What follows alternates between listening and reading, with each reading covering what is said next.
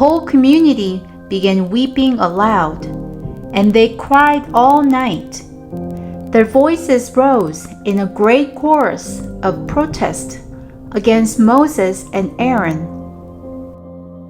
"If only we had died in Egypt, or even here in the desert.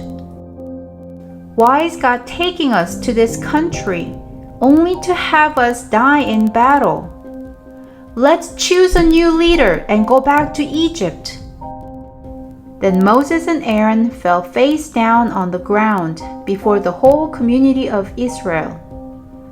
Two of the men who had explored the land, Joshua and Caleb, tore their clothing and said to all people of Israel, "The land we explored is a wonderful land, and if God is pleased with us, He will bring us safely into the land and give it to us. Do not rebel against God, and don't be afraid of the people of the land. They are only helpless prey to us. They have no protection, but God is with us." But the whole community began to talk about stoning Joshua and Caleb. Then the glorious presence of the Lord appeared to all Israelites. "How long will these people treat me with contempt? Will they never believe me, even after all the miraculous signs I have done among them? I will destroy them. If you destroy them now, what will Egypt and the world will think? They will say that the God of Israel was not able to bring His people into the land that was promised. Please, Lord, prove that your power is as great as you have claimed. You are slow to anger and filled with unfailing love, forgiving every kind of sin and rebellion. Please pardon the sins of this people. I will pardon them as you requested, but everyone who is 20 years old or older will not be able to enter the promised land. The only exception will be Caleb and Joshua. Because your men explored the land for 40 days, you will wander in the wilderness for 40 years. For sure, those who have conspired against me will die in the wilderness. You will discover what it is like to have me against you." The 10 men Moses had sent to explore the land, the ones who went against the Lord with their bad report, were struck dead with a plague before the Lord. Of the 12 who had explored the land, only Joshua and Caleb remained alive.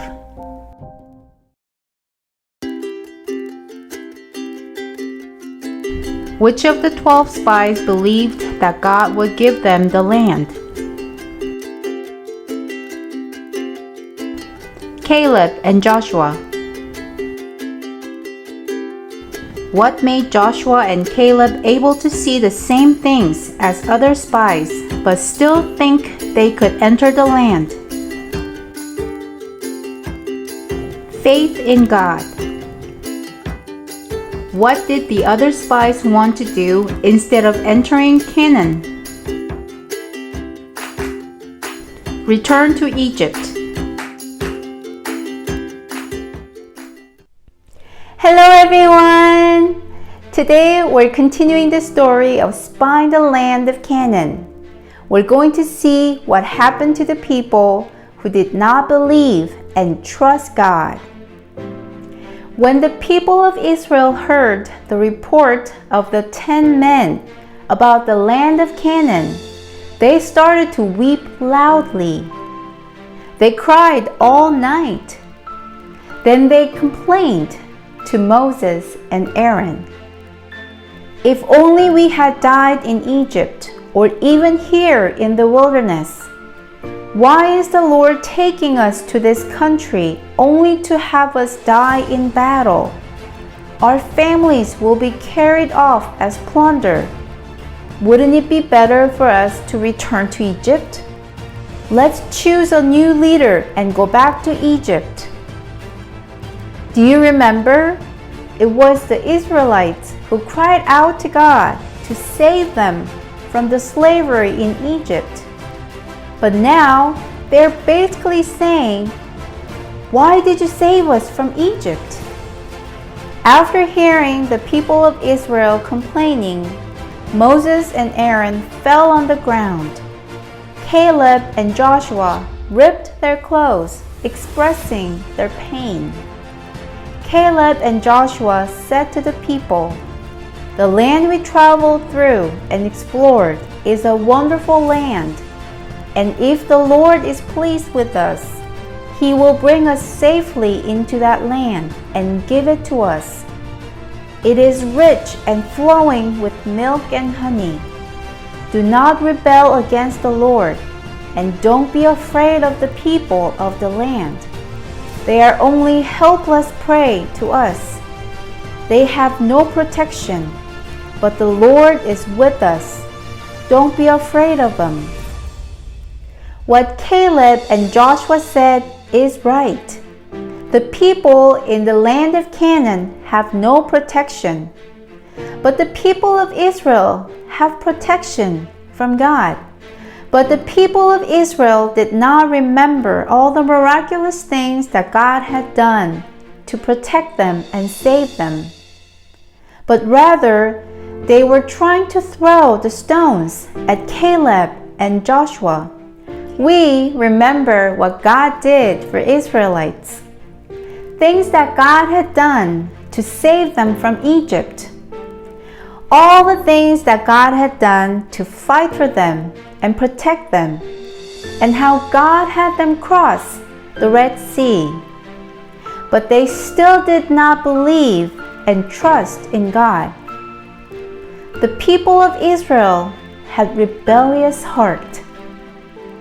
In the result of their disbelief and distrust, God had punished them. God had them wander in the desert for another 40 years. The promised land, the land of Canaan, was right in front of them.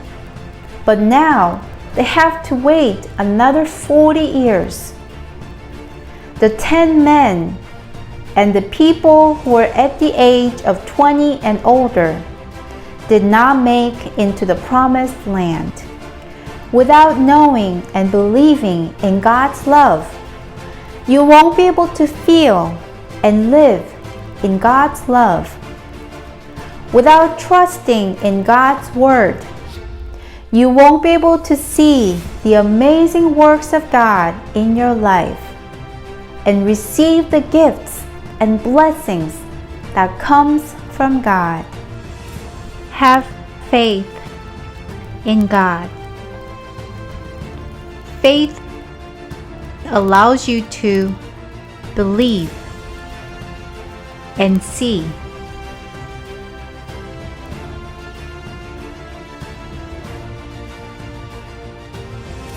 Now faith is confidence in what we hope for and assurance about what we do not see. Hebrews 11:1.